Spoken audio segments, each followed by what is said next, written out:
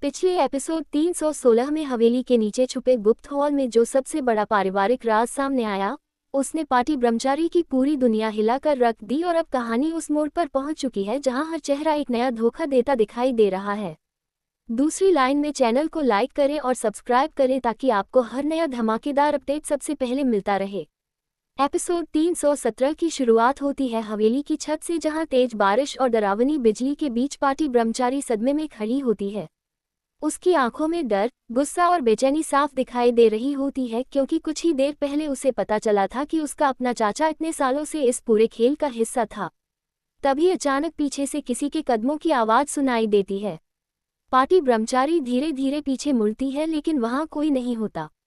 इसी बीच हवा और तेज चलने लगती है।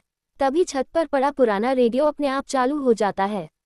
रेडियो से एक डरावनी आवाज़ सुनाई देती है, सच के जितना करीब जाओगी मौत उतनी करीब आती जाएगी।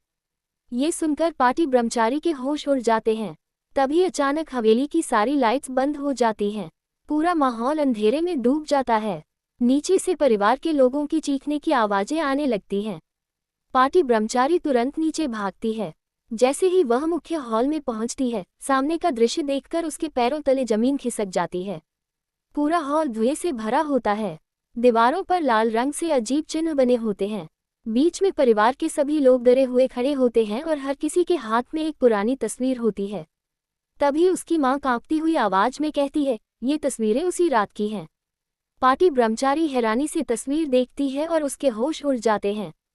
तस्वीर में उसके पिता, चाचा और हवेली का पुराना पुजारी किसी गुप्त कमरे के सामने खड़े दिखाई देते हैं। लेकिन सबसे बड़ा झटका तब लगता है जब तस्वीर के पीछे लिखा होता है, जिस रात श्राप शुरू हुआ। अब कहानी पहले से भी ज्यादा रहस्यमयी हो चुकी होती है।